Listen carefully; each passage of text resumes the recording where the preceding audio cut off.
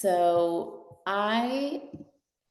today I decided to do a teaching, a Dharma Sunday on the five Buddha families, which is, you know, was always a very popular topic in our Sangha because, there's a fun quality or it's flavorful, it's really interesting.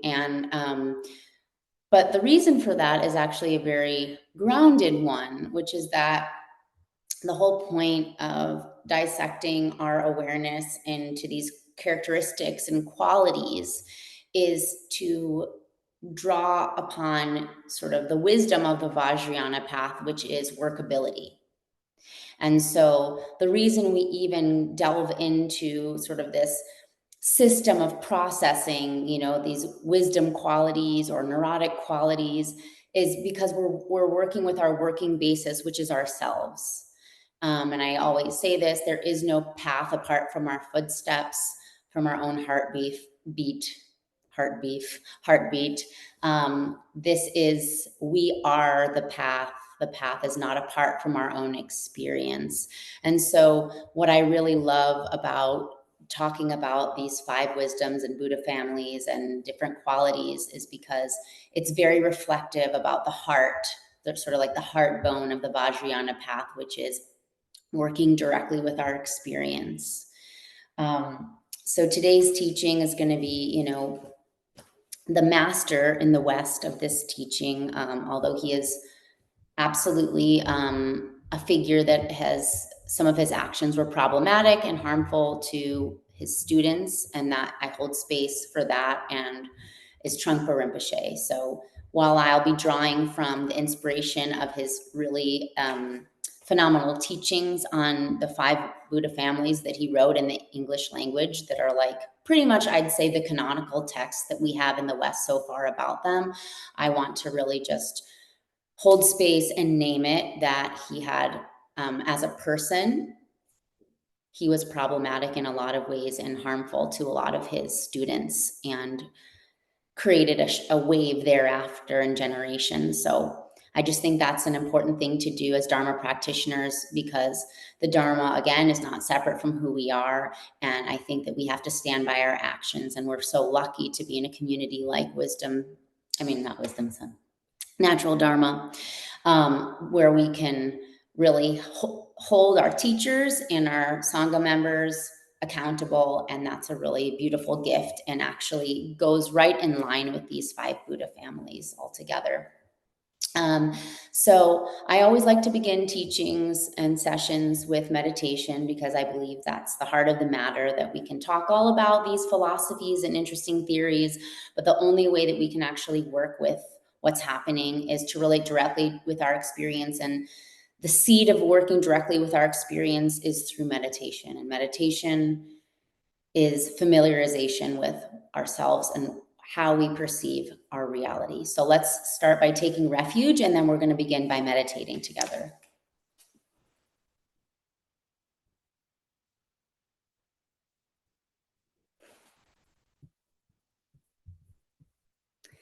Do you have a refuge slide? Oh, there we go. Thank you. Sorry. Sorry, it took me a minute. No.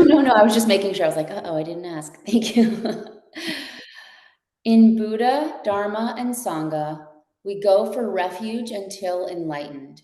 By the power of generosity and the other perfections, may we realize Buddhahood for the benefit of all. In Buddha, Dharma, and Sangha, we go for refuge until enlightened. By the power of generosity and the other perfections, may we realize Buddhahood for the benefit of all. In Buddha, Dharma, and Sangha, we go for refuge until enlightened. By the power of generosity and the other perfections, may we realize Buddhahood for the benefit of all.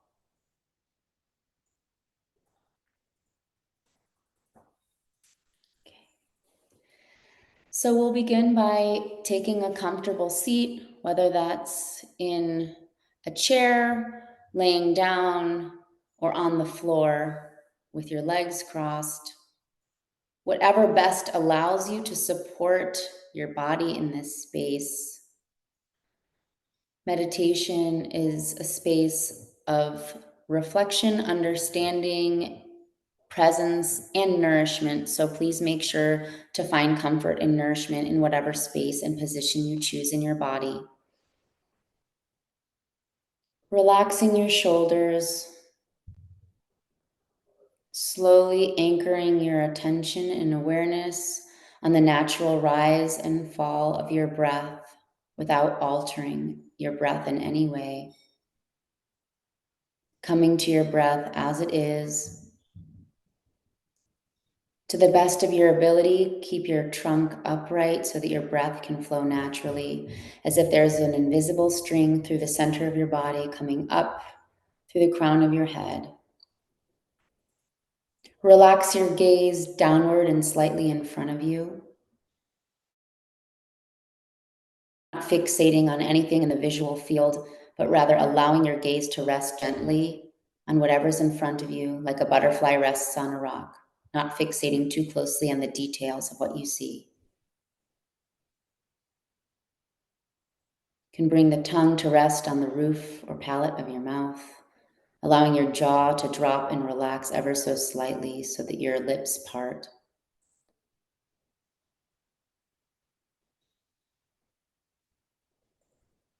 In our lives, we direct our gaze always to the outside. In meditation, our gaze is directed inwardly, as if we are able to make our eyes see our own faces.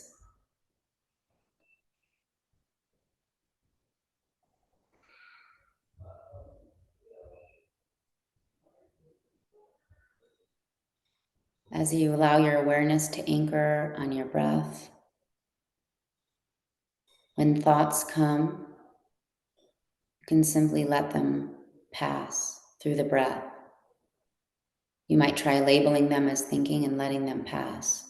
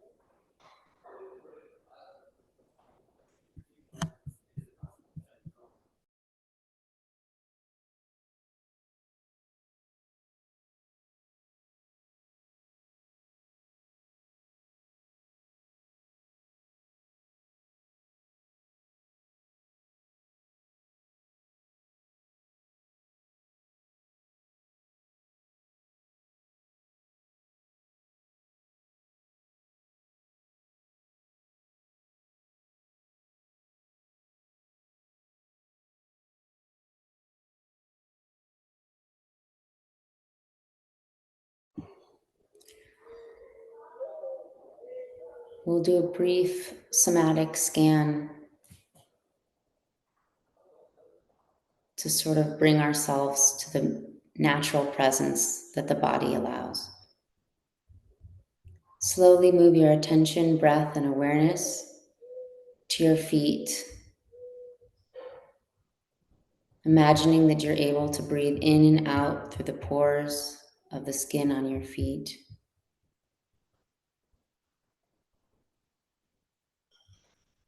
Noticing any sensations that arise or lack thereof. Simply noticing them and letting them pass with the out breath.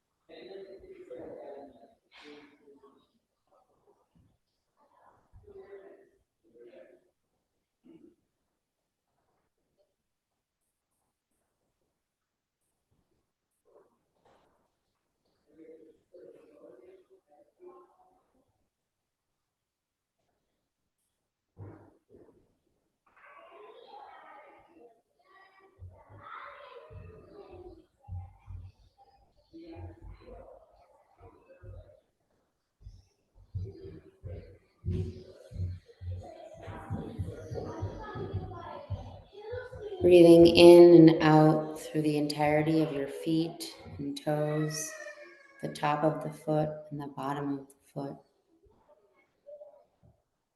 Allowing your breath, attention, and awareness to pervade your feet. Slowly move your attention, breath, and awareness from your feet up through your lower legs. Imagining that you're able to breathe in and out through your legs entirely. Noticing any sensations that arise or lack thereof. Simply recognizing them, seeing them as they are, and letting them pass through the out breath.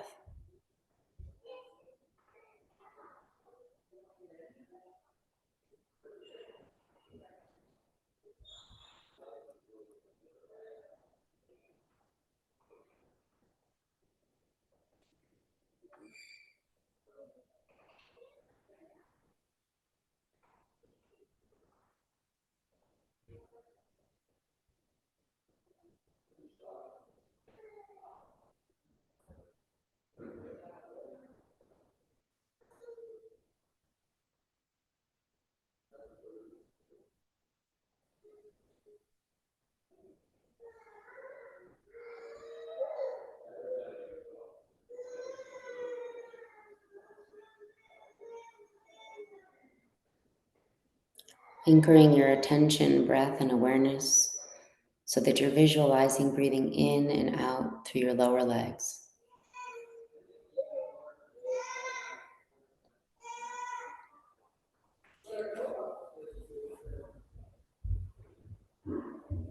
Slowly move your attention, breath, and awareness up through your thighs, tops of legs, hamstrings,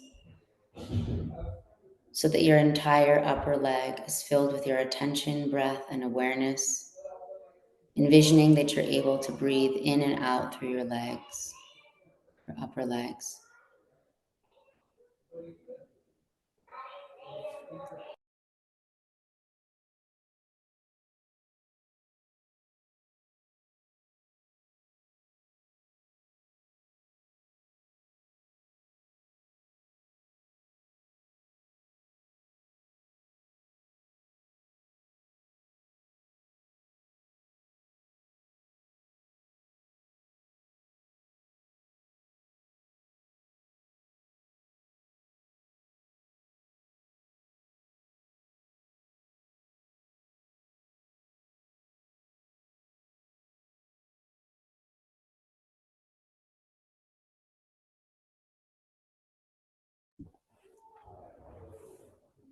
Breathing in and out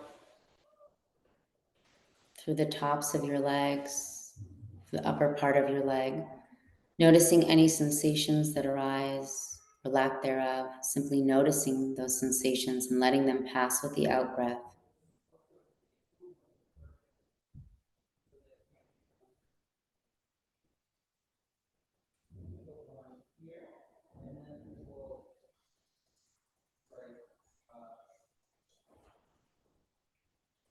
Slowly move your attention, breath, and awareness to your abdomen and the trunk of your body, wrapping around from your stomach all the way to your back, your lower and mid back, filling that entire area with attention, breath, and awareness. You might even try touching your stomach. Sometimes it helps to release by feeling through the touch of your hand. Noticing the way that your stomach rises and falls naturally with the breath. Releasing any tension. Allowing the recognition of any sensation to pass through with the out breath.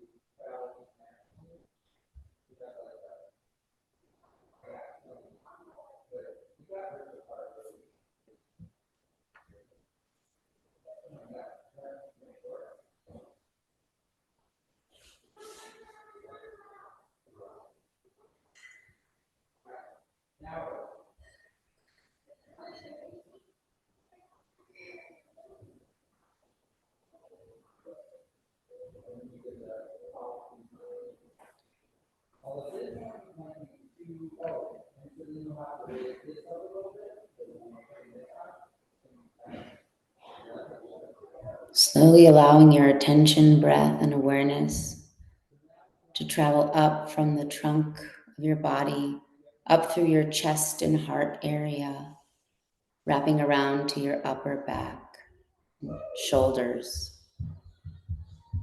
so that you're breathing in and out through your chest, upper back, and shoulders.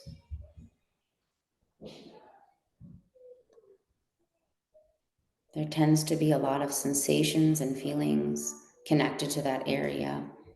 Noticing any of those sensations or feelings arising, simply noticing them and letting them pass through with the out breath without judging them or adding to them.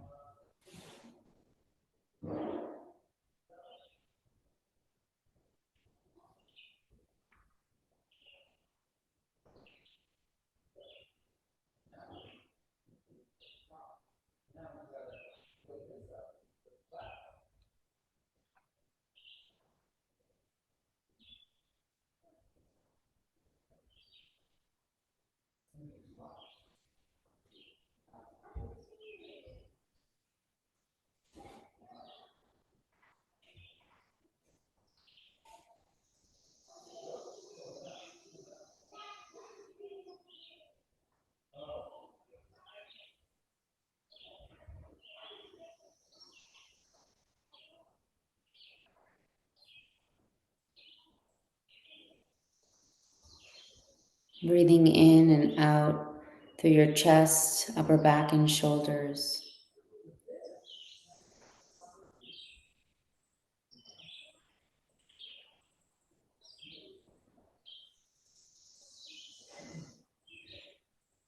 Slowly move your attention, breath, and awareness from that area back down to your hands. Imagining that you're able to breathe in and out through your hands, the top of hand, your palm, your fingers, filling the space of your hands entirely with your attention, breath, and awareness.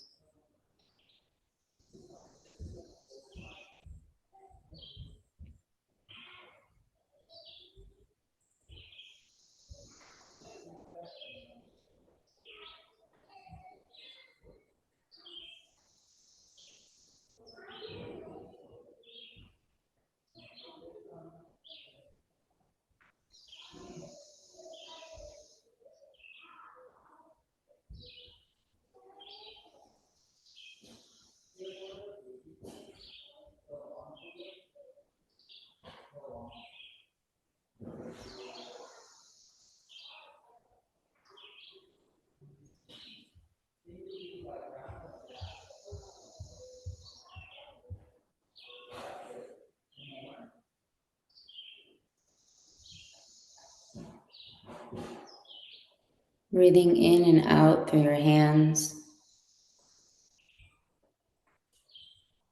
Slowly move your attention, breath, and awareness through the hands up to your forearms. Imagining that you're able to breathe in and out through your lower arms.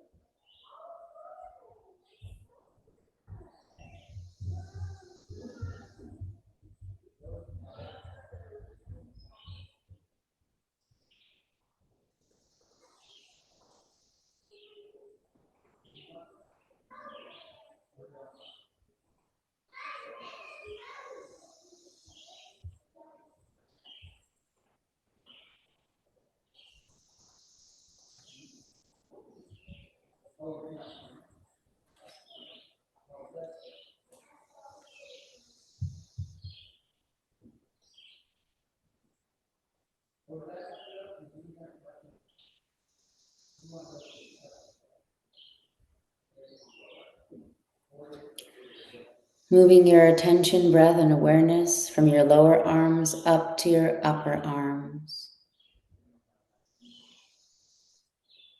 so that the entirety of your upper arm is filled with your breath, attention, and awareness.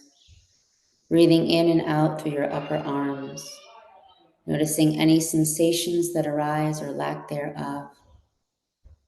Simply noticing them and letting them pass through the out breath.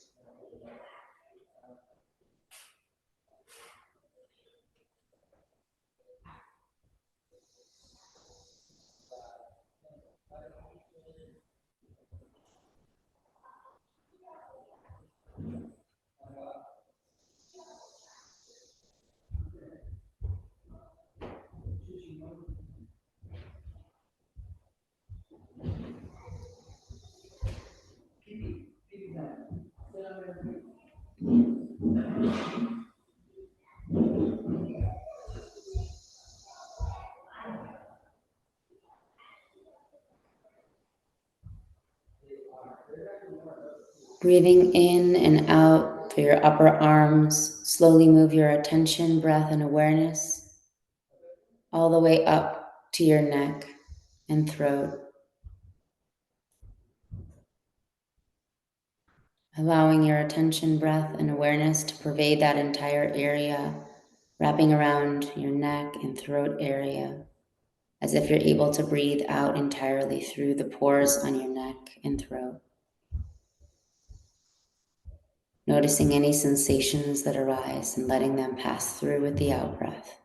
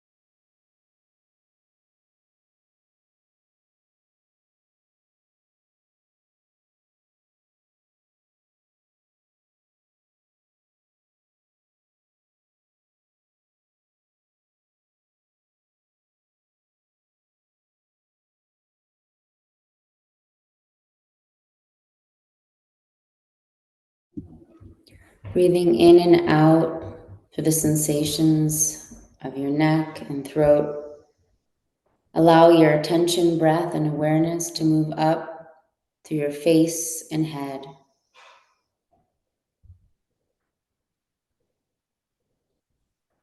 Imagining that you're able to breathe in and out through your face and head. All the pores in your face and head. Noticing any tension or sensation that arises. Simply noticing and letting it pass through the out breath.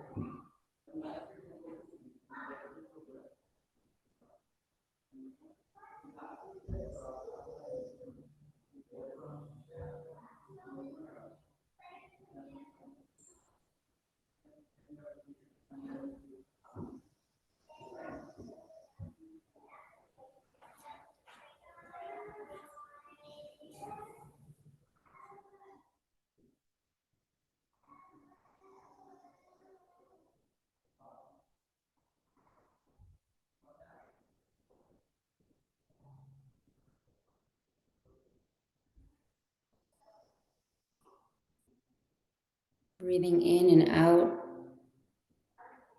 through the sensations in your head and face.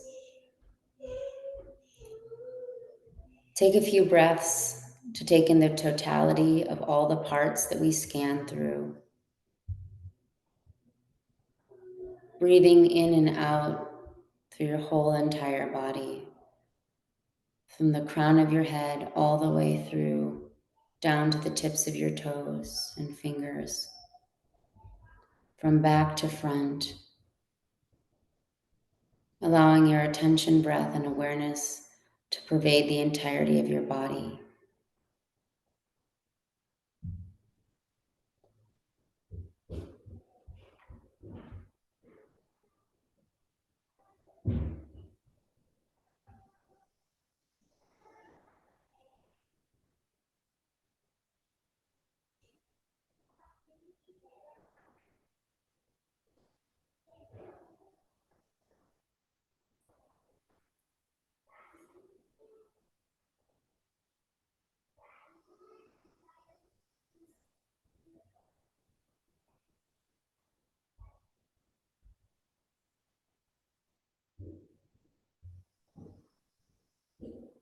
Okay, slowly allow yourself to bring your gaze and presence back in the Zoom room together that we share together. Take a moment to stretch or grab a drink.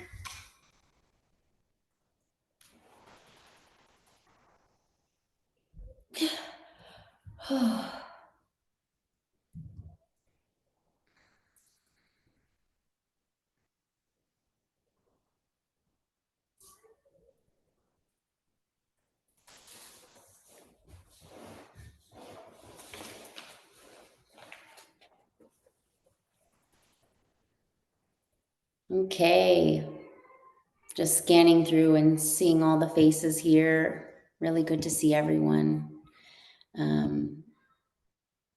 So we're gonna go through these 5 families, these 5 wisdoms, these 5 neuroses, the way that they relate to the 5 skandhas, or the 5 aggregates, or 5 heaps that they're sometimes translated to. And there's like a lot of information and a lot of kind of fun exploration in all of this. It's unlike doing a teaching just on the skandhas or something that is a little more academic sounding, I urge you to, swallow this information with sort of a warmth, curiosity, and humor, because it's very relatable. The 5 families and this topic is meant to really be an embodied teaching, a teaching that is rooted directly in our experience. And so we're going to have time at the end to really discuss, share, contemplate, reflect together. And at some point, there's a lot of sort of content. We might take a break to do a brief meditation again in between, so that we have moments to sort of pull back in. So one thing that I always like to say is, while the teaching on the 5 families is really fun and enjoyable, because it makes us reflect on our own experience directly, and we are the center of our own universe, and that's an important truth that we all have to face. It's nothing to be ashamed of. That is just the way it is. Your perception is your reality. And so one thing to share is that the 5 Buddha families, it's not like a horoscope or astrology. It's not simply not to minimize the study of astrology, which I know really very little of. Even though I lived in LA for 10 years, I don't know a lot about it. While everyone else knows a lot about it there, I don't. But meaning that it's so astrology, well, maybe it is similar. I take that back. Maybe it's similar in certain ways, but it's basically within the context of Buddhist praxis. It's the tantric principle of relating to life. That is what the study of the 5 Buddha families are. So the whole point of Vajrayana or Tantra is to relate with our direct experience. When we begin with the Hinayana teachings, we are sort of starting with mindfulness, sort of working with our body, speech, and mind, and how we might modify or not censor, but rather look using mindfulness and shamatha or Shine meditation to sort of see how certain actions cause us more harm than others. We begin to mindfully reduce harm in our lives by being more mindful over our actions. So that's the basis of the Hinayana path, is working with our own actions and seeing how we can reduce harm in our own lives and effectively in relation to others. Then on the Mahayana path, we deal with another layer. So the Hinayana path is dealing with the emptiness of self. And emptiness, in a sense, refers to not that we don't really exist and that this is, like you're just an illusion, or you can say that, but it really emptiness refers to interdependence. So the way that a table is made of many parts, and there were various causes and conditions that came together to make that table a table. It's not simply just a table, it's a table. It's got 4 legs. But, there are some weird tables that might have like one big leg, so you can't just say there's one universal singular definition of a table. A table is something that's created by many different causes and conditions coming together. And so the emptiness of self refers to the various causes and conditions that come together in every moment to create this perceived whole self. The singular entity that we are perceiving as a singular entity is made up of many, many parts, sort of like a pointillistic picture.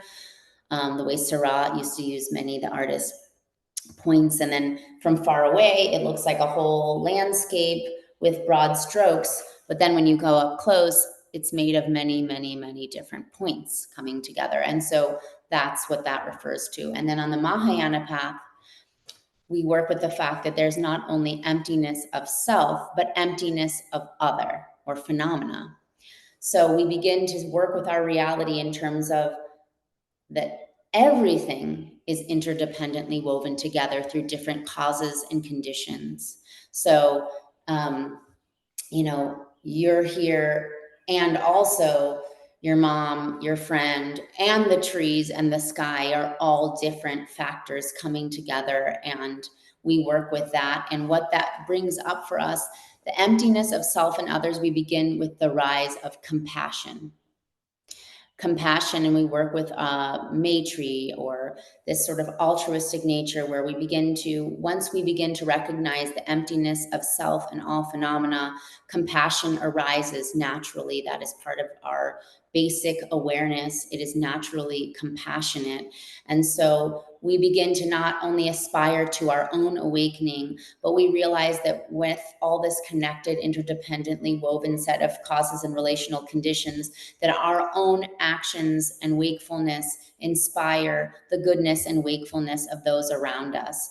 And why do we want to become awake? Because on the Mahayana path, we begin to realize how our actions that we sort of began to become mindful of in the Hinayana path, we begin to notice how those actions create reactions, how they form our experience, what they do to ourselves and in relation to the world we live in, and how we shape our world by our intentionality, and our intentionality shapes the reactions that ripple out. And so we begin in the Mahayana path to make those aspirations, not only for ourselves to awaken to our true nature, but for others too as well. And then on the Vajrayana path, we kind of come back to the self, but in a new way. In this way where you're like, okay, so everything is empty or interdependent. We know this, or at least we're learning, we're working towards that understanding. But what do we do with that? Like, okay, so on the Mahayana path, you might practice Tonglen, right, to focus on the interdependence of and emptiness of self and other. You start cultivating like the paramitas. You start working towards liberated actions, not only, sort of like working on being nice because you know that's the right thing to do, but rather because you know that inside of like the act of generosity is the sense of truth. That our nature is, when we work towards generosity towards others, that is working towards awakening, because that generosity is sort of the remedy for, let's say, a smaller closed-minded greediness that might keep us bogged down in our own mire. That the antidote to sort of selfishness is this openness and giving quality.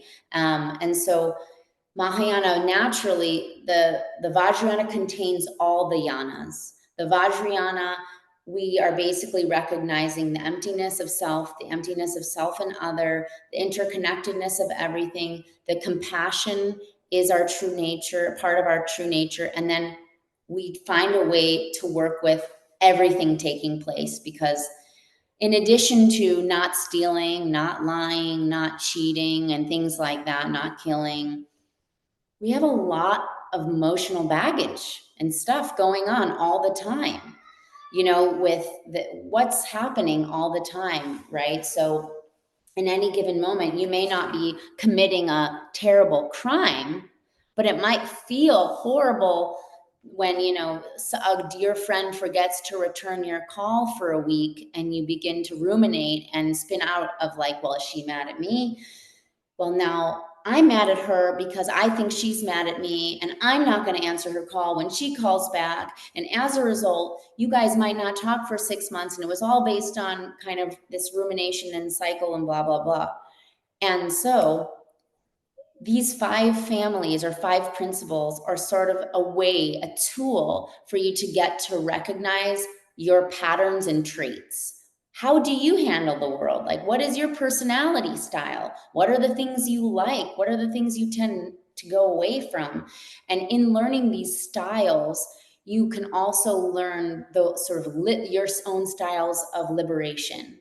So you might learn your styles of neurotic patterns, and in learning and becoming mindful of and fully aware of those habits, that awareness, there's an alchemy. You can transform and transmute that through meditation and through your mindful awareness in your daily actions, to that becomes your awakened style. So I'll give you an example. So the principles, these 5 principles are also not, it's not like you're just one. That's something to note as well. So within all of us, we possess all of these. This is all, it's part, even though it's divided in this teaching into 5 parts, it's part of a whole. So you possess all of them. And at different times of the day and at different times of your life, you might identify more with one category or family than the other.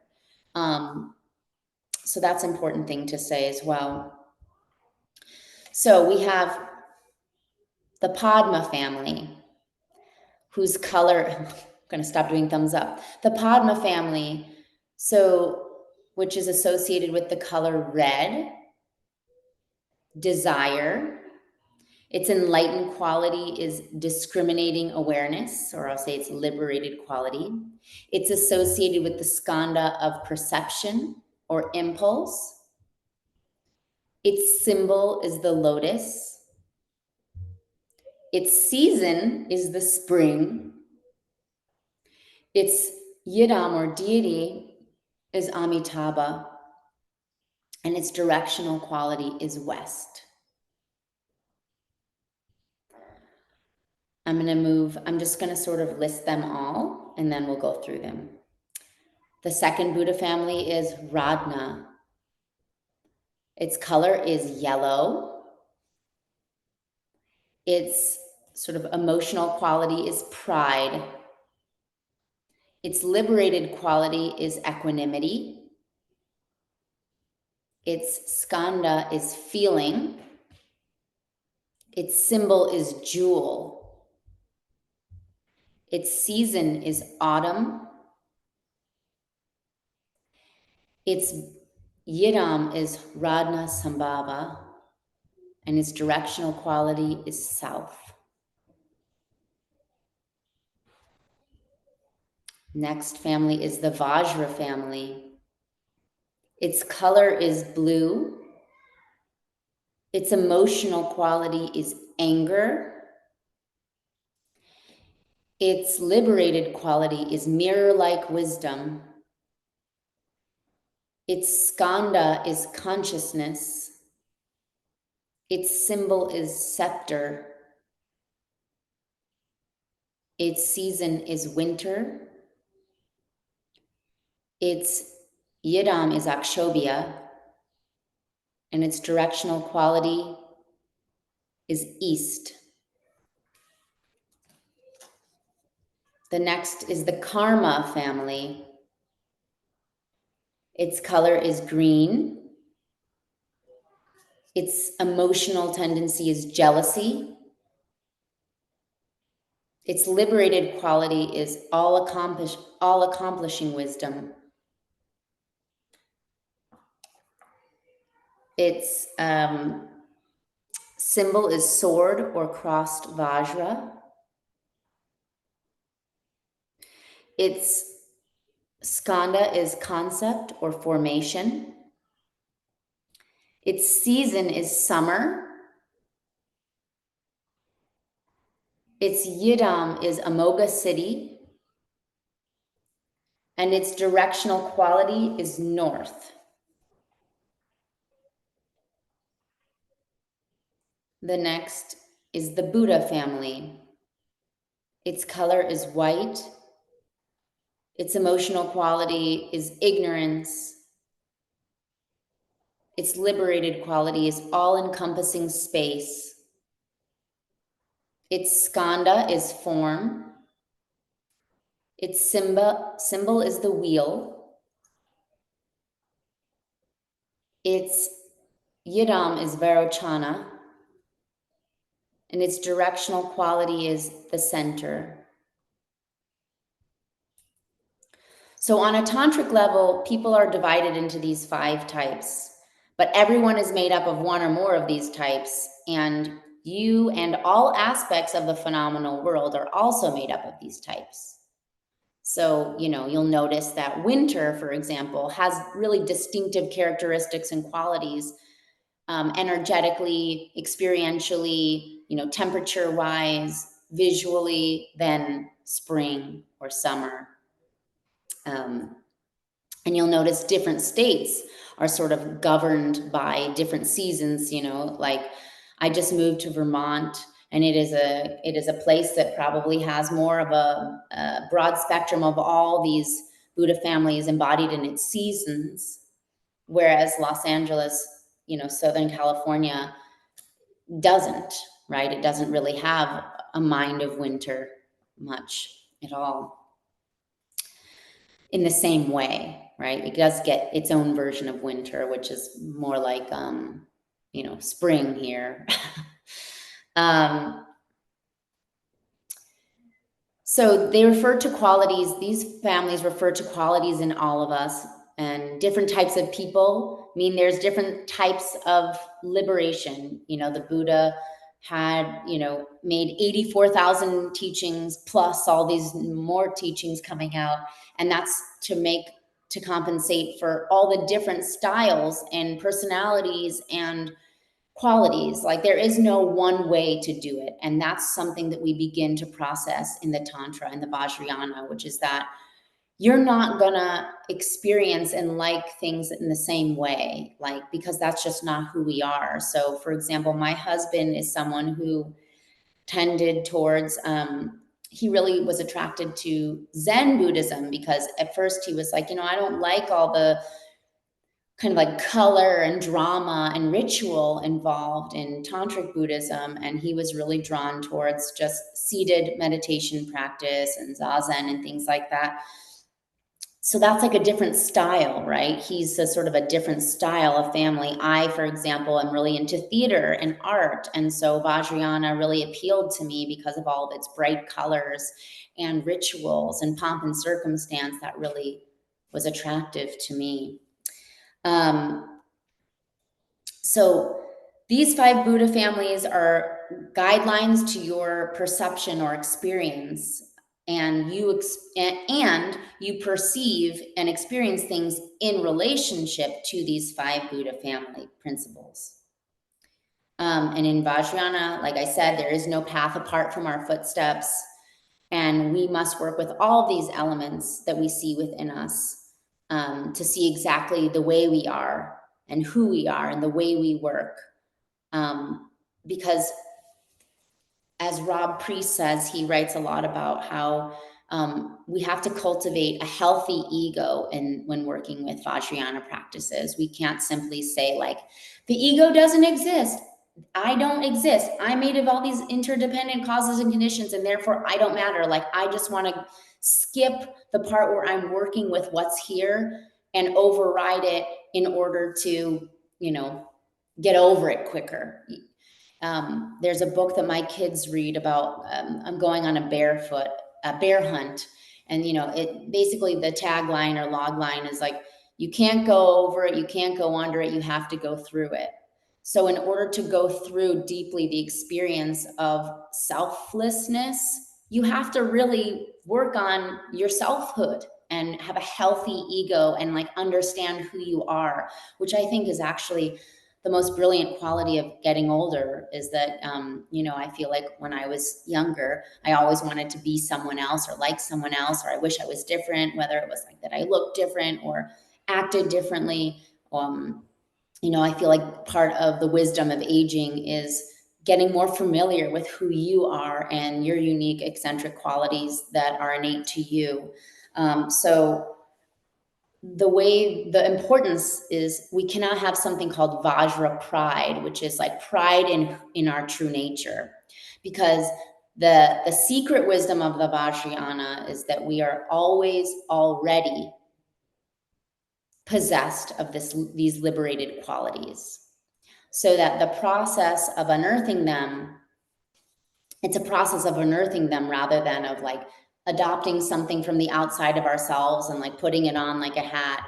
It's not like something outside of ourselves that we're putting on, but rather something that we already are, that we're recognizing. And so that's why my teacher used to give the example of Rigpa, which is liberated awareness, and ignorance, which simply refers to not recognizing this quality, as Ma Rigpa, that they're like a hand with, there's two sides of a hand, but they're the same hand. And even the word, etymologically speaking, is the negation of Rigpa. So Ma Rigpa, which means like not aware, and then awareness, but that Rigpa is contained in both. And so this idea of Vajrayana is that the seeds of, that like there's the union of, samsara and nirvana, is that like basically like they're not two different things actually. Instead of like, heaven and hell, it's really not like that. In this path, the idea is that we are possessed of this innate Buddha nature, this wisdom, and that we work through understanding ourselves truly, madly, deeply, so that we understand that we are already possessed of these qualities. We just have to work towards recognizing them. Meditation is this, which is, the Tibetan word gom, which means familiarization. Through the process of meditation, we familiarize ourselves and give ourselves the tools to work with how to basically turn our eyes inwardly and see our true nature, to see our own faces. So by seeing Buddha families in people and situations, you can see the opportunity to work with yourself, and confusion can be transformed into wisdom. So we're going to get into that next. So confusion refers in this sense and not seeing your true nature directly. That's what I mean, confusion. I'm always very firm on not judging our experience as if like, now we're confused and we're bad, and samsara is bad and we're bad and everything's bad, and I want to get to the good side, this liberated quality. I want everything to be good, because judgment is the antithesis of wakefulness. So judgment itself inhibits that process. And yet, judgment, you can't even judge judgment because it's a natural part of our like skanda formation and how we relate in every given moment to just sort of like having this energy that likes to move, that is a shapeshifter, that needs to connect. You know, there's like a subject object connection. That's how we relate to our outside world. So that same energy is the energy that creates judgments because that's how we organize our experience. So there's nothing wrong with that. But the more we can loosen into our experience, the more we can sort of like let those judgments arise and yet still be grounded in seeing things nakedly as they are, the more we can become in touch with this naked awareness. So the five, and then pure perception is the perception of self-existing sacredness. I'll say that again. Pure perception, danam, which means pure appearance, is the perception of self-existing sacredness. Once we begin to experience this self-existing sacredness, which can only be experienced through non-judgmentally experiencing our experience directly, it will lead to the experience of unconditional freedom. And unconditional freedom basically means that we can experience everything taking place directly without fabricating and altering through our judgments and sort of trying to tighten our world to fit our needs and definitions of what the world is. But we can rather loosen, soften into a direct experience of things as they are. So the Buddha family associated with a person describes the person's fundamental style, their intrinsic perspective or stance in perceiving the world and working with it. So not only is, you know, there a style attached to each family, but it also reflects like an innate style. It also reflects and refers to the way in which you work with your world. So this idea is that through your own awareness, you can alchemically transform your neurotic tendencies into wisdom. And how do we do that? We do that through awareness, through tapping in to our awareness.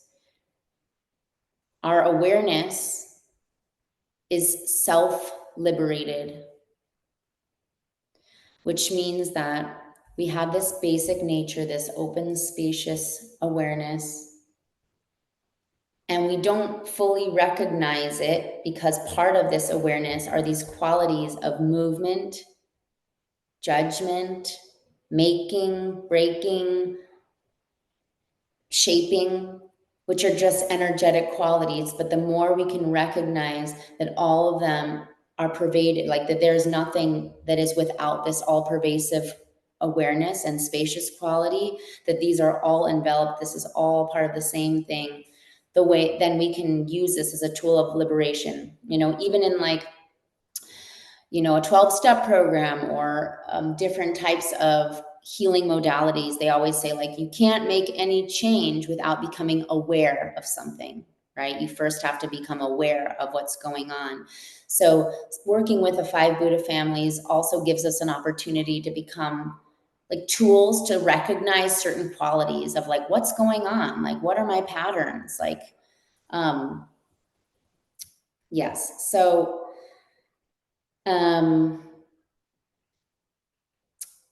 okay, so let's start with, I'm gonna go back to this sort of listing quality and then go more deeply into them again. So the Buddha family is associated with the center, you know, the wheel, white, and it's also associated with this sort of like basic coordination. The Vajra family, which is associated with the East and blue, and the Vajra scepter, is also sort of symbolizes awakened reality, the dawn, like when light is first reflected in the world, this sort of ability to like wake up. With this Radna family and this associated with the South, there's like a richness, yellow, jewel. It sort of can be akin to that experience midday when you begin to feel like, oh, I need something to eat. Like it's time to eat. I want to get comfortable. I want to get cozy. I'm going to put some honey in my tea. I feel a sense of abundance in my world. I feel so good already that I want to feel even better. That's sort of like a Radna quality. Then the Pema quality, the Padma quality, the West, lotus, red. Then as things begin to shift, it's more associated with like nighttime. Oh, it's evening. I want to put my dress on, put my lipstick on. I want to socialize. I want to go on a date. I want to give my lover a kiss. I want to be seen. Then karma, associated with the north, the sword or the crossed vajra, green, that reflects sort of the totality of the day and all the progress of the day and all the actions throughout the day. Karma family is associated with action. And then the Vajra family is associated with sharpness, crystallization, indestructibility. So the 5 sort of emotions associated with each of these, they're sometimes referred to as the 5 poisons. But I think that can have a dogmatic sensibility to it where you begin to judge yourself for feeling those things, but they're completely natural. So I'm just going to say there are 5 different strong emotional qualities are aggression, pride, passion, jealousy, and ignorance. So the Vajra family has this very sharp, intellectual, logical quality. I always think of my husband. That's one of his things. He's very logical. Like sometimes I'll come up with some like poetic thing, and he's like, "Well, I don't. Where did you read that? Do you think that's?" I'm not sure because that doesn't completely make sense. I mean, if you think about it like that. So, if you're a Vajra, if that's like a family that you identify with or you see, that's like that sort of logical quality. And it makes sense. That Vajra quality makes a lot of sense. They're making sense and they're right about things. They are. They are very logical. They're making, they're intellectual. And they're also able to consider multiple perspectives. So you see like how the Vajra has 5 prongs, that there's like in a diamond, they can see things from every side. So in the Vajra quality, not only are you sharp, intelligent, and logical, you're also able to see things from different multiple perspectives, which is truly a wisdom quality in the Vajra family. But the sort of like neurotic side to this is intellectual fixation, right? Where instead of leading with your heart or allowing yourself to feel things directly, you might be sort of, more fixated with how to logically comb through information and experiences rather than letting yourself experiencing them directly. There's a rigidity, an uptightness. You might start to cling to your own perspective because you're so logical, right? You know how to make sense of things. You know how to see things from other perspectives, but you can, in the rigid, clinging quality, you might begin to fixate and value your perspective over that of others to say like, I'm right. You might become defensive or aggressive or angry because you know the way things should be. And somebody who is not as logical as you can't possibly know things the way you do, the way you've even thoughtfully gone through it discerningly. But So you can become defensive or aggressive. But the wisdom in that is mirror-like wisdom, which is that great yogi Milarepa said that, like, in the eye of the storm, like, let's say you're in the heat of anger, right? An angering moment. If you have the ability to turn your gaze into the eye of the storm, that energy will allow you to see this indestructible mirror-like wisdom of mind, and you can recognize the wisdom of the mirror-like quality of our existence, which is that through our perception, we have a natural projective quality, right? In psychology, we call that, oh, you're projecting on someone, you're projecting on him what you're feeling. And guess what? That's the truth. The mind is naturally projective and mirror-like.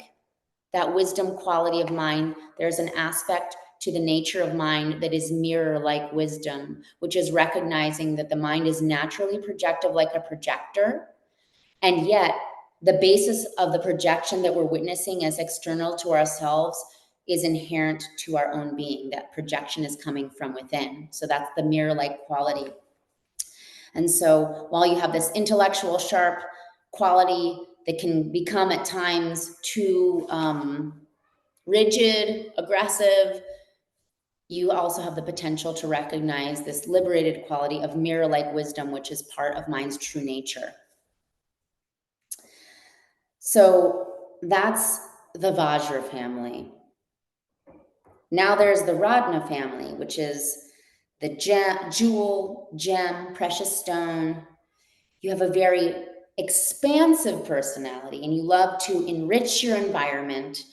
My mom always liked to say, I think my mom is very Radna, always leave a place better than when you got there, like add to your space, give back to your space, enrich your environment. There's a sense of richness, wealth, expansion, plentifulness, where, like, if you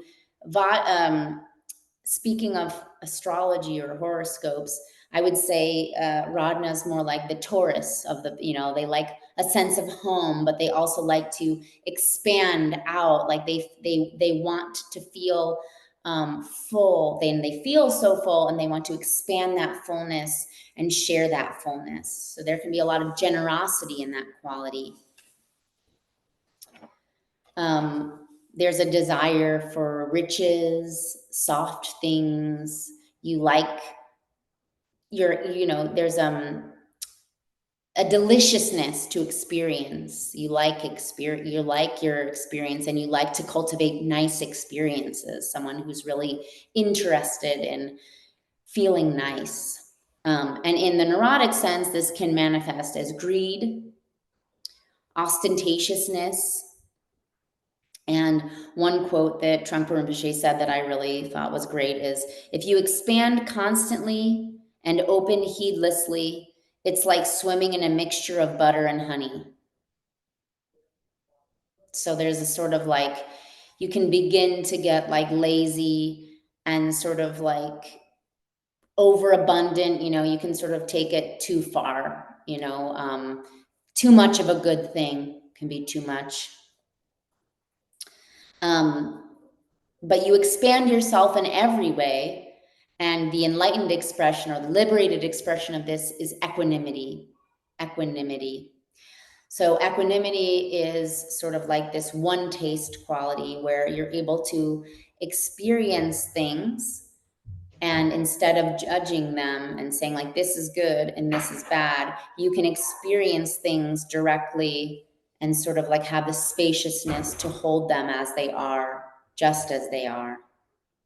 And it has the earth element of earth.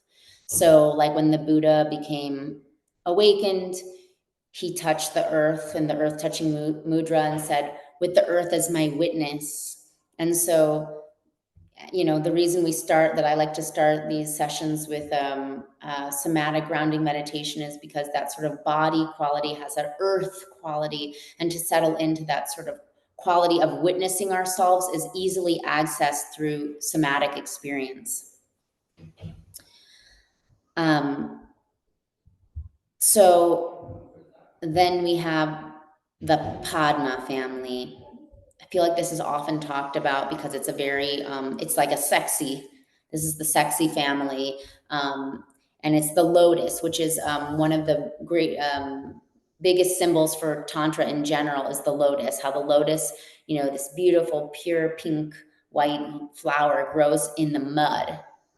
The stinky mud comes this like beautiful, perfect looking flower.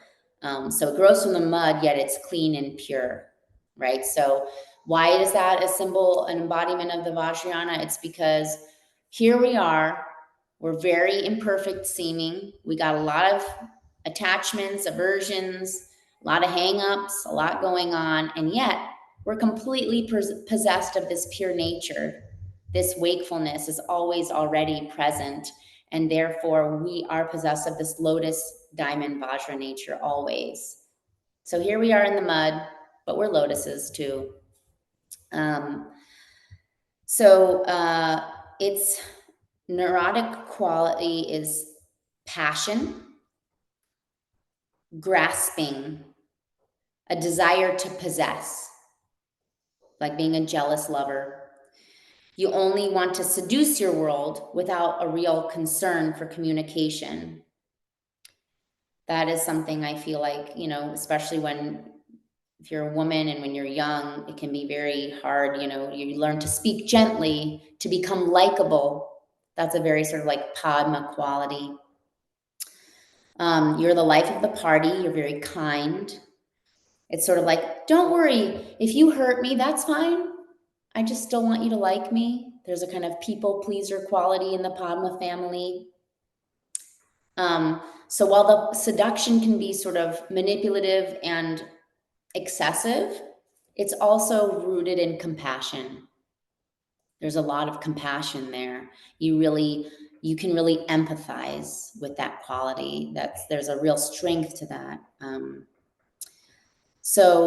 The Padma family is connected with the element of fire. And fire, like fire in its confused state, fire does not distinguish between things. It grasps and burns and destroys. So in your confused state, you're not able to sort of like distinguish between things. You just want things to like you. You just want to consume things. You desire everything, but this desire is also the movement that makes our world spin around. So it's completely natural to desire. That's how we connect with our world. But there can be a limit to that without discernment. So once this wisdom is transmuted, it can become precise and aware. Everything is seen in its own precise way. This is called discriminating awareness. And so through desire, you can actually, through the liberated quality of desire is actually discriminating awareness, where you're able to see things as they are in a different way from the Vajra quality, which is,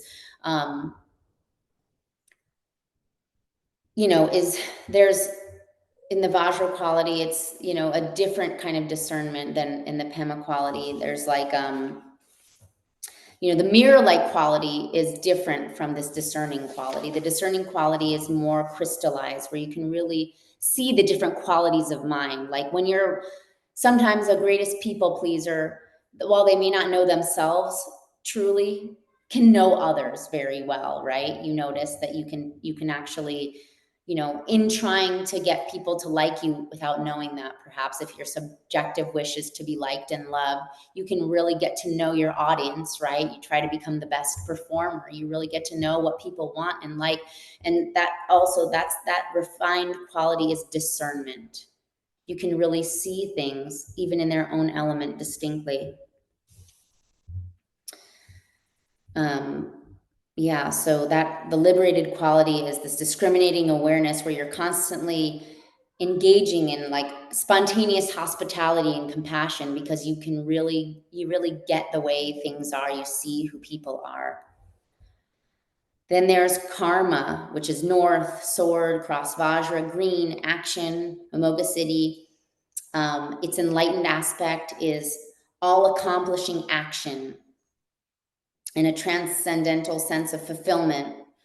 Like I don't know if you've ever met someone like this, but I have a friend who's actually visiting me and she's downstairs with her kids. She has 2 different companies. I swear, I do not know how she functions. She has 3 kids.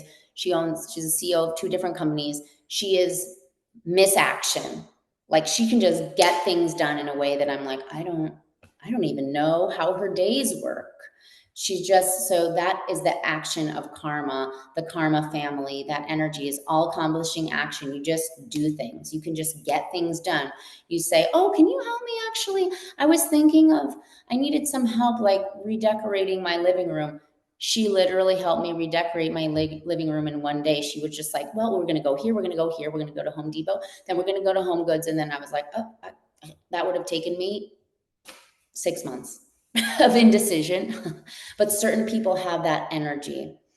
So all accomplishing action, a sense of fulfillment, action.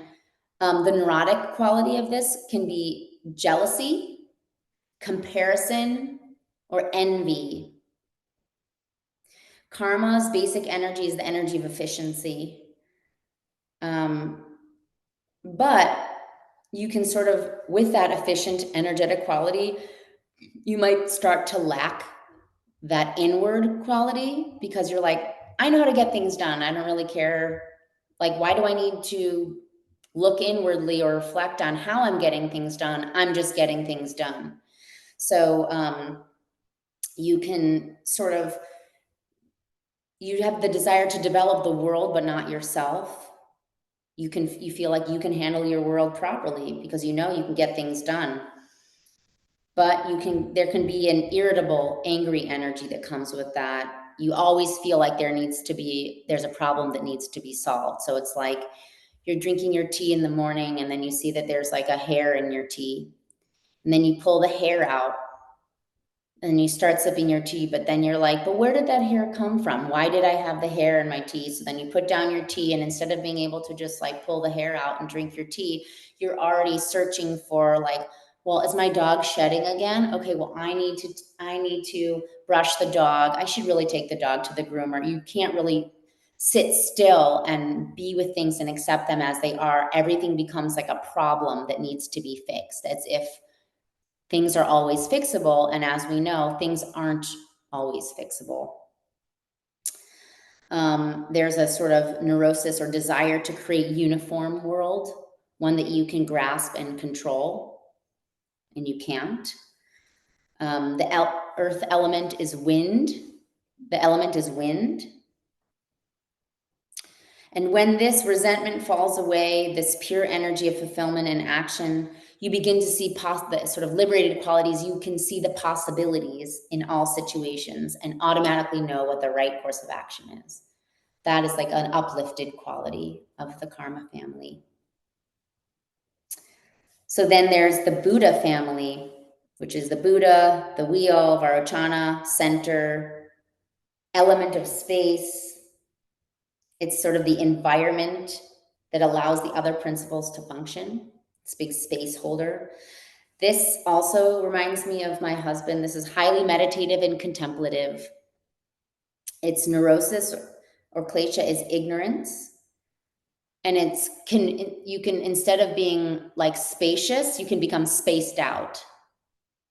And that can happen. Like for me, sometimes in my meditation, I might be having a more Buddha family day. Sometimes depending on the time of day that I meditate, you might find that instead of like being able to focus in your meditation, you might find yourself sort of just like spacing out in meditation. And you might not be having like thoughts proliferating or anything like that, but you're actually just sort of like, chewing grass like a cow. You're just sort of like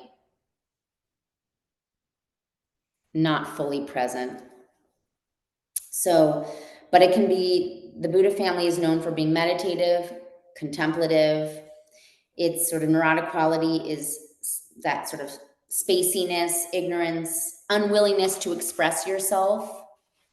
A kind of laziness develops in a different way, like with the Radna family, and the like laziness that comes from that. It comes from like an overabundance, right? There's like this like too much honey and butter on your toast, and then you feel lazy after kind of thing. But at least you went out there. At least you really put all the butter and honey on your toast, and you did something, you made something, you pushed yourself to excess so that you became lazy. This Buddha family quality is sort of like the not coming to the table kind of lazy, where instead of dealing with a situation, you space out and crawl back into your hole. The quality of being a bit paralyzed. You might have laundry, or unbothered, you might have laundry piled up. You'd rather deal with the easy things than the hard things first. Develop areas that need the least effort. You don't want to deal directly with the details of handling your reality. Sometimes you might feel lonely or like you're sinking into the earth. Or sometimes you feel like you're so stable and everyone around you is like totally crazy, because you're like, you kind of find a way to make your life easier and very livable for yourself. When this ignoring quality is transmuted into wisdom, it becomes all pervasive spaciousness, which is as spacious and vast as the sky. So what could be spaced out can also be this spacious quality, which is this fundamental quality of our mind's true nature, pure, open, spacious awareness.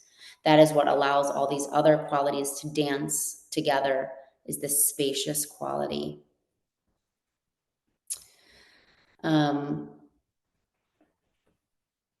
So I want to take a moment to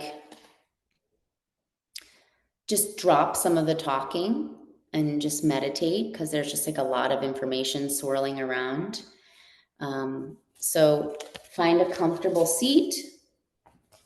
And then after that, we'll take a brief bio break and then come back for a Q&A and add some details and flesh some more things out. So finding yourself up in a comfortable position, whether that's seated on the ground or in a chair or laying down, whatever best suits your body. To the best of your ability and comfort level, keeping your trunk upright as if there's an invisible string going up through the crown of your head. Lowering your gaze slightly, keeping your eyes open but not fixated on the visual field in front of you, gently resting your eyes like a butterfly on a rock. Turning inward, allowing your breath to serve as an anchor point. As thoughts arise, simply notice them without attaching to them and adding storylines. Notice thoughts, label them as thinking, and let them pass through with the out-breath.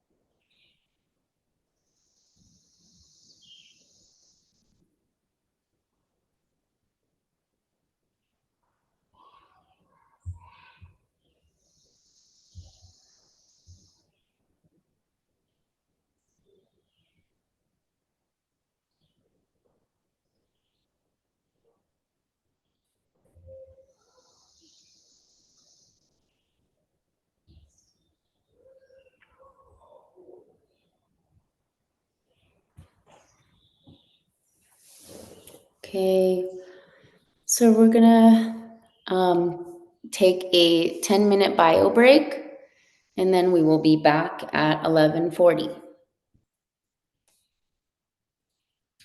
Welcome back. I hope you had a good bio break. We have we have 6 children in the house because my friend visiting has 3 children. So I apologize if this whole time you've been hearing lots of activity. There's a lot going on.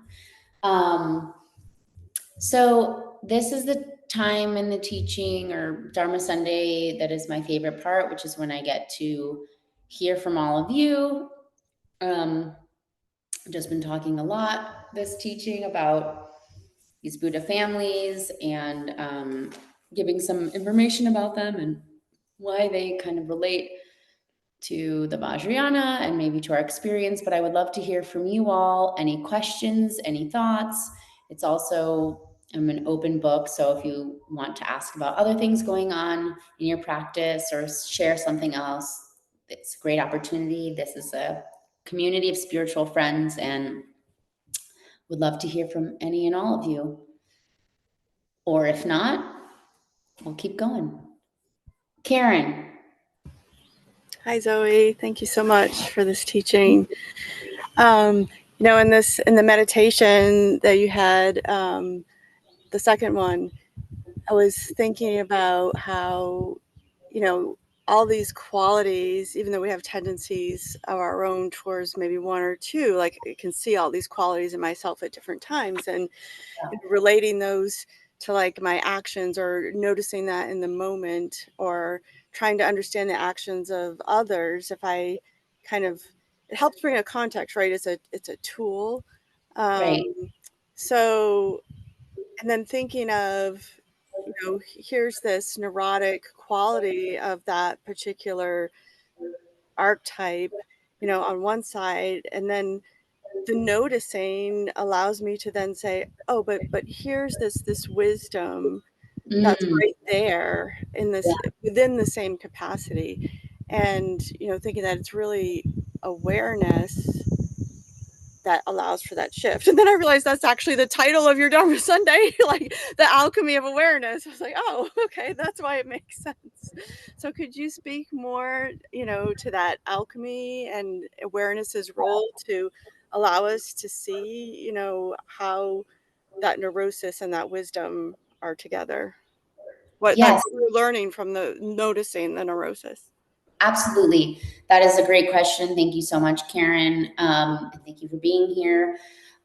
Basically, so like you said, it's the awareness. So for example, like just knowing what we're working with and being able to name it is like one aspect, right? The like step one. So like for me, I'm someone who, especially in my like younger years, but still going with it. I think having children really helped me, but being more of a Padme person, I tended towards like people pleasing, and it was like people could walk all over me, but at the end of the day, kind of like my desire to sort of be liked was so great, and ended up getting me into a lot of trouble because then you can like get hurt, or you can even manipulate situations trying, like sometimes like I would get in bad habits where I would like not want to hurt someone's feeling that I had double booked, but I had to pick one of the people, but then I lied that I had double booked, and instead like someone found out, oh, but you were having lunch with her and you told me you were taking your kid to Sam's Club. And I know it sounds really silly, but anyway, so just being aware of like what are your patterns of behavior, right? So there are these like broad principles and broad whatever, but then there's like, what are these actual psychological patterns of behavior that I'm enacting in my day? So step one, becoming aware of them. And then what I mean by transforming it through your awareness is like, once we meditate, right? So the only way to access and become familiar with like our awareness is through meditation, not simply by, so like through noticing in our conscious daily actions, like what our actions are and what our patterns of psychological behaviors are, what our motivations are, right? Like these Buddha families also kind of like name kind of motivations sometimes, like, oh, you're someone who like really wants to be comfortable. You're someone who really wants to be right all the time, like naming, like, why is that? Like, sorting through that on a psychological level. And then through our meditation, we can begin to learn how to sort of drop things, like to apply this like spacious quality, right? So when we practice Shine meditation or shamatha meditation, that's why we have that technique of, as like, we're not trying to get rid of thoughts, right? We label them thinking and let them pass through without trying to attach to them various meanings and new story plot lines. You know how that can go.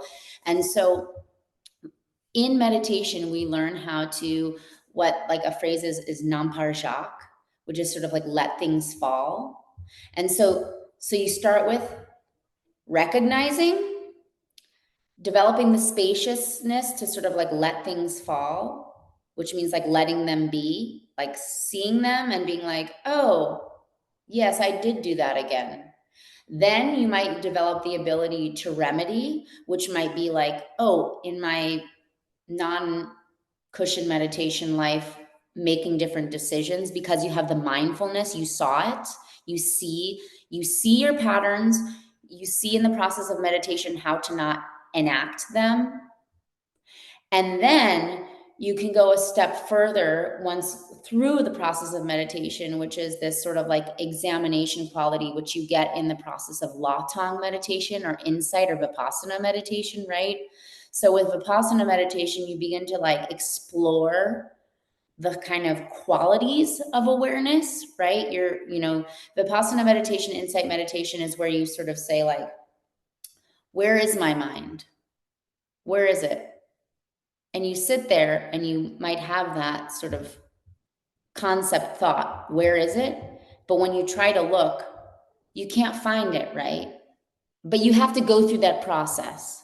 And so when emotions arise, you can start to apply Shine and Latang principles in the moment when things are arising.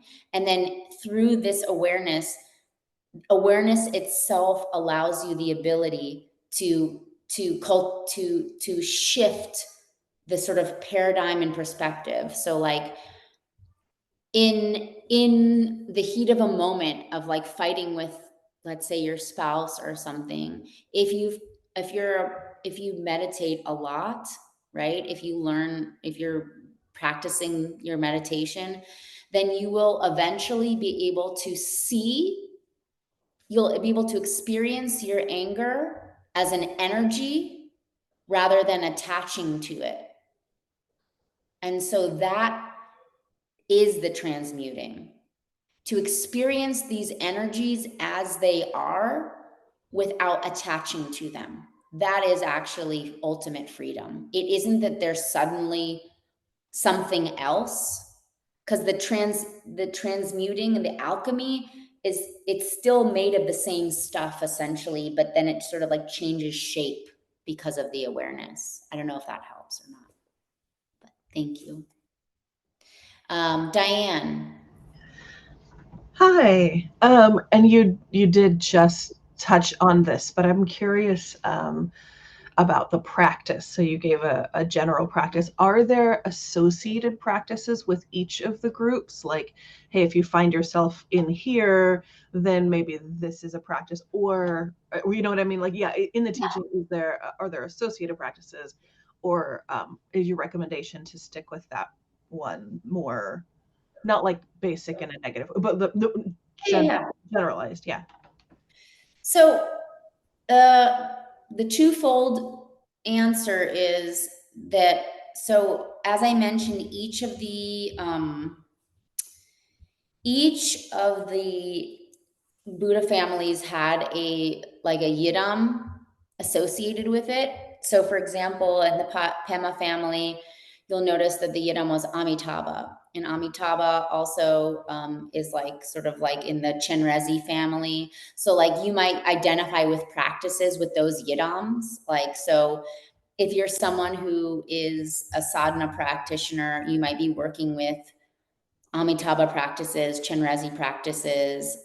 Those are often ways to cultivate, like lean into that sort of like fiery compassion that you're already interested in naturally. That's part of that you relate with. And likewise, if you're into, you might be into, different, a Varachana practice. Like you could do that, that's one way of doing it, but that's pretty particular. And very few of us are engaged in such specific sadhana practices. If you are, that's great. What Trungpa Rinpoche said is that the best way to kind of like lean into Buddha families is to allow this sort of like the way that in Hinayana practice you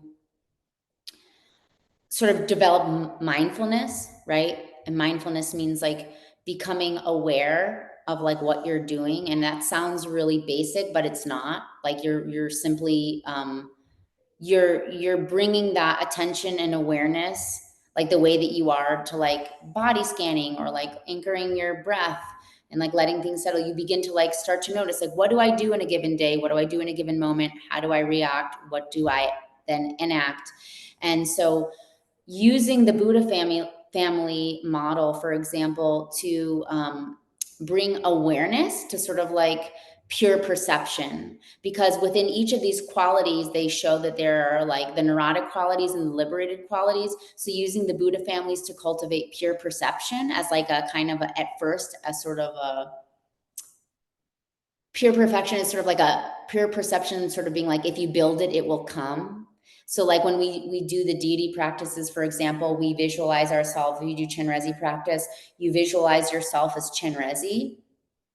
And since Buddhism is a non-theistic philosophy or religion, you're not actually praying to something external to you, but you're rather basically through sort of identifying and praying to Chenrezi, you are sort of praying to recognize your own innate Chenrezi, that you are already Chenrezi. So like using these five Buddha families to sort of name characteristics in yourself, to identify them and in other people and in the world, to call awareness to them, sort of a mindfulness to those things, and then to also cultivate pure perception. So like maybe your spouse is being a jerk or something, and then you can be like, well, no, how very Vajra of him he just wants to make things right.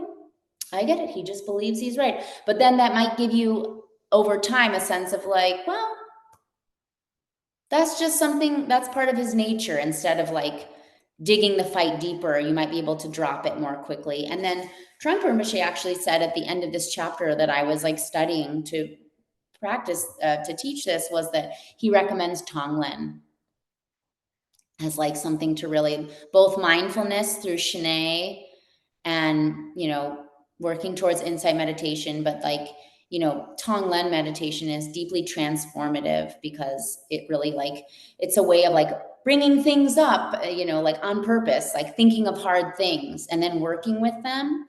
And there are actual Vajrayana meditations, especially in some of the Nyingma traditions, but some, you can do this. You can try this out where you actually purposely muster something like similar to Tonglen that like makes you angry, and then try to work directly with that experience of anger. So you can like you begin by just like calming your mind like we did, and then you can think of something that really upsets you, and then try and sort of work with that the way that you do in Tonglen, like breathing through it, sitting with it, examining it. You can do that. And so that's an interesting practice that you can try in addition to Tonglen, Shanae, and Latam, and deity practice. Yeah, I hope that's helpful. Thank you. I appreciate that.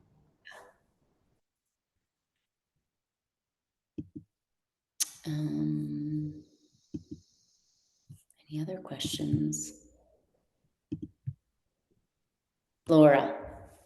Thank you, Zoe, for your teaching. I was really glad to see that you were talking about the Buddha families. I have like an interest because I studied a five element, like Taoist medical tradition that is very, and I'm curious. I mean, I am doing Nundro and it's taking me a really long time. And in NDF, there are different like study tracks, right? So we have people who do the Vajrayana track and Right. people do Guru Yoga, but and so I mean, Diane already just asked, like, well, what practice would you recommend? But like, how do you?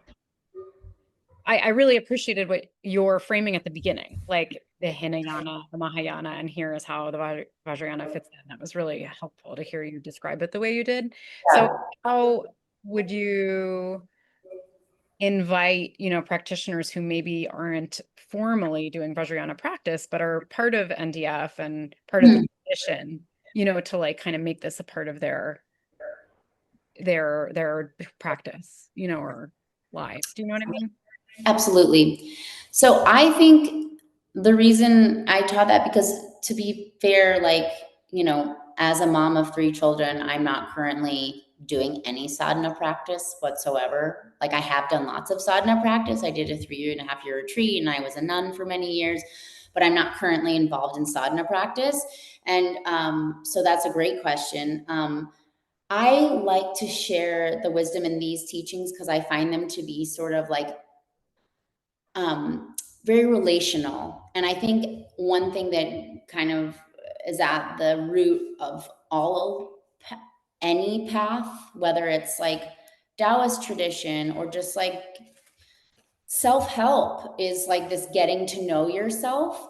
And I think that the 5 wisdoms and connecting them to like sort of like liberated qualities and not so liberated qualities, neuroses, sort of helps you with like the working basis, which is just like recalling, just like finding out who we are. Like, I think at the basis of every path is and should be this curiosity of knowing that we're at the root of our own lives, that we have the ability to make change and discoveries and to develop like curiosity about who we are. To me, that's the meaning of life. Life more than anything else is to become curious about who we are and like to try and solve that great, not even solve it, but to just like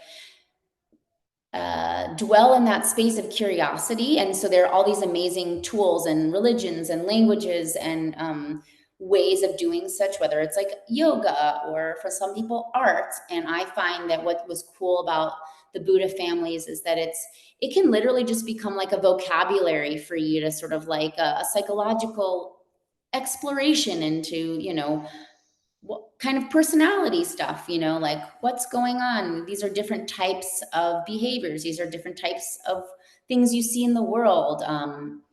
So yeah, I think you don't even have to practice it per se. It can just become a sort of reference point if it's helpful. And if it's not, throw it away. That's what I always say. If it's not helpful, don't use it. Yeah. Thanks. That's helpful. Yeah. I really I like how you use the word curiosity more than once, like because I think what I took from your initial framing of, the path, the Hinayana, the Mahayana, and Vajrayana paths is that, maybe earlier in my spiritual path, I was in maybe like a tug of war with my like traits that were difficult. Like I felt like I needed to make them go away. But then, Yes. like through practice, when I can develop more curiosity, then it's kind of like I can turn to that. It's like that looking into the quality, like, oh wow, look at that, instead of getting so involved in what the right or wrong thing to do is, Right. And I even, just to bring it back to like the 5 Buddha families and their characteristic qualities, the way you spoke sounds like kind of the way that my husband speaks about things. Like there's a sort of like a logic. You're worried about being like right, versus for me, I would take that it was about all about like self-love. Like I was like, I need to be more gentle on myself. And so like even that, like even it's like I have a degree in teaching like elementary school, and so it's like learning the different teaching styles. It's also helpful for that, of like knowing what you relate to. So like someone might see Lama, Liz, and Willa's teaching on loving awareness and be like, is okay, like I don't know, loving awareness, I don't know. Versus me, I'm like, oh, loving awareness. I needed it to say loving awareness. And then other people might need it to be like open, spacious, non-referential, awareness. And then that, it's just interesting to see like what what's our currency in the world? And it helps us even find what we need as a remedy sometimes, which is kind of interesting. Yeah. Thank you so much though, Laura. Those really helpful, great questions and feedback from everyone. So we're out of time now, but I just wanted to dedicate the merit first before we head out.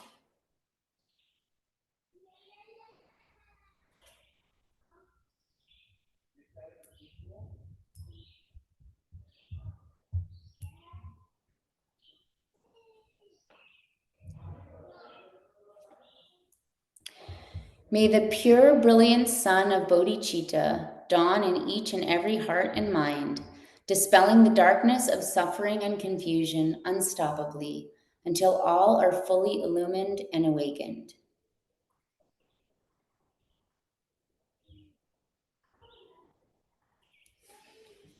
Thank you so much. And for any of you who are local, I'm going to be teaching with Willa on the Dharma Sunday that's August 3rd. Yeah, so I will be in person and she just asked me to come and my family's gonna come and we're all gonna be there and would love to meet any and all of you, and it's really exciting to think about that. So thank you all so much. I hope you have a great rest of your Sunday.